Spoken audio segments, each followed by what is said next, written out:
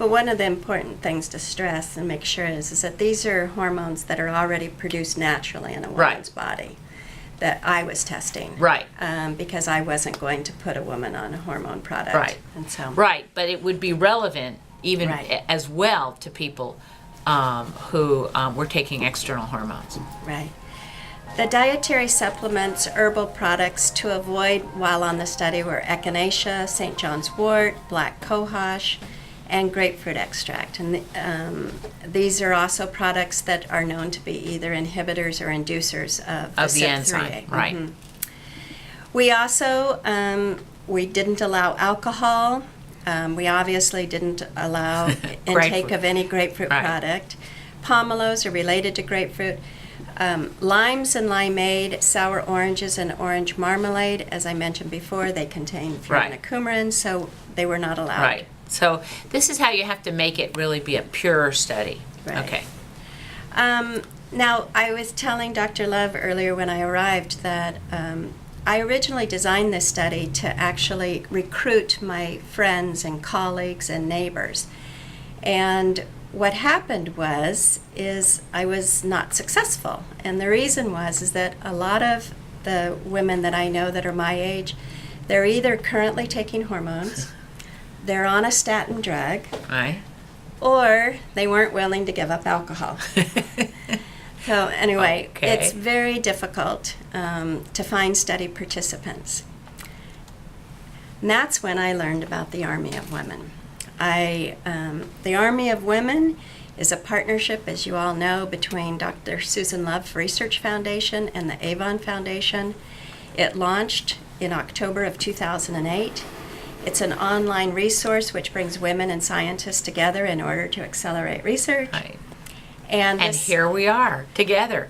And when you did this, it was 335,000. Now we're up to 370,000, thanks to the hard work of all of our foot soldiers.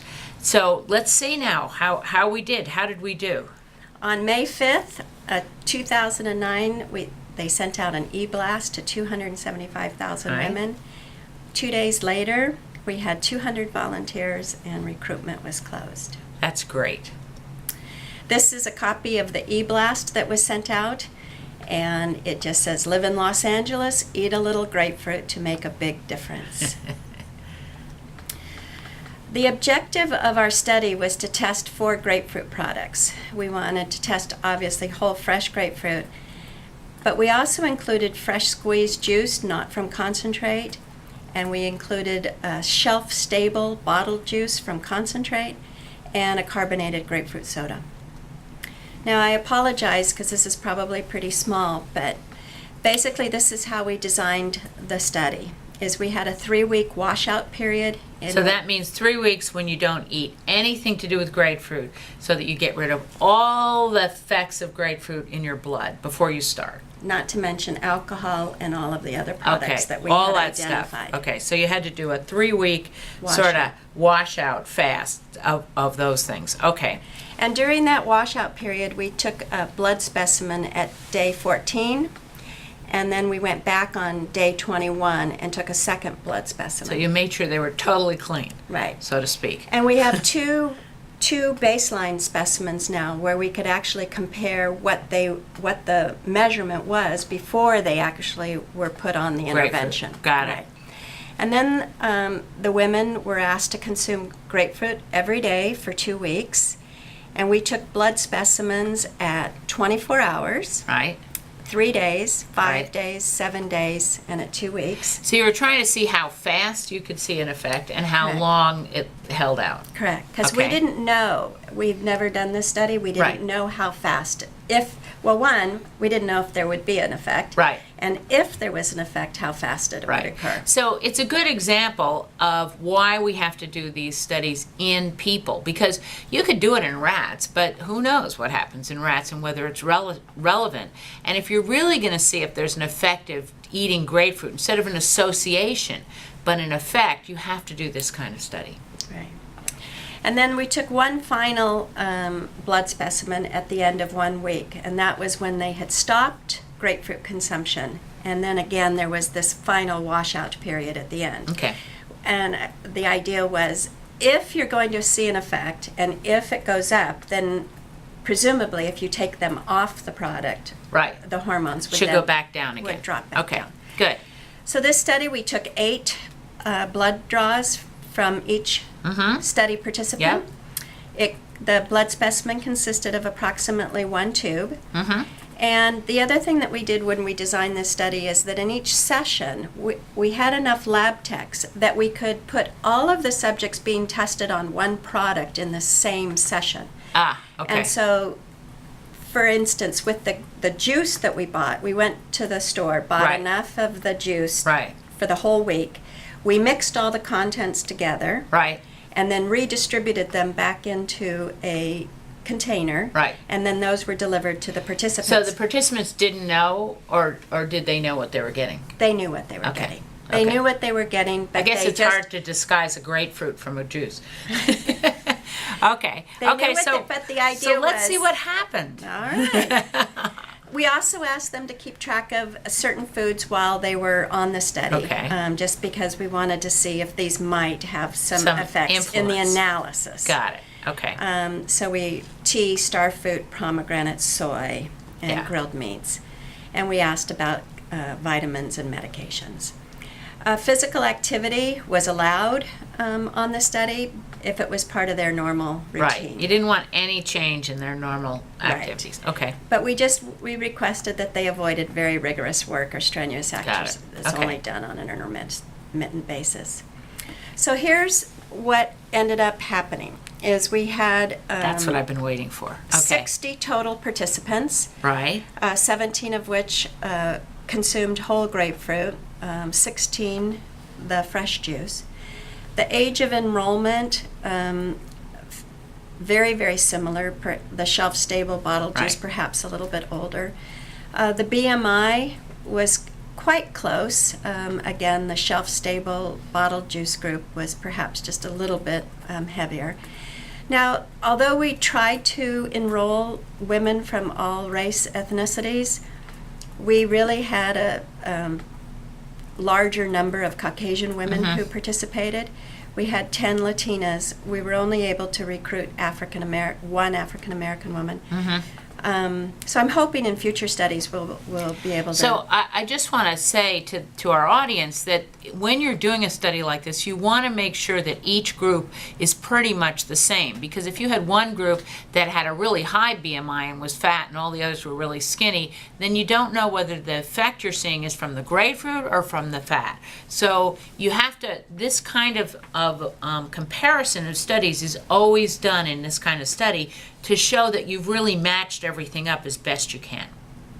Perfect.